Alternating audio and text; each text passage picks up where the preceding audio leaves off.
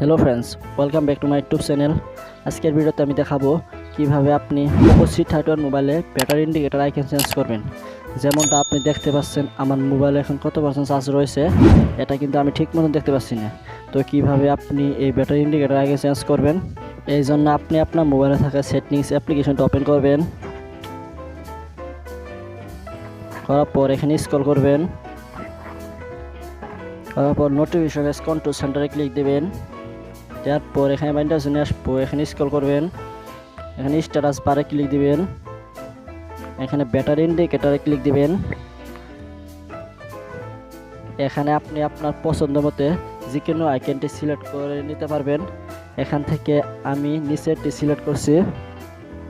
এরকমভাবে কিন্তু আপনারা আপনাদের ব্যাটারি ইন্ডিকেটর আইকন চেঞ্জ করে নিতে পারেন। ভিডিওটা কেমন হয়েছে, ভালো লাগলে লাইক সাবস্ক্রাইব করুন। আবার দেখা হচ্ছে নতুন ভিডিওতে।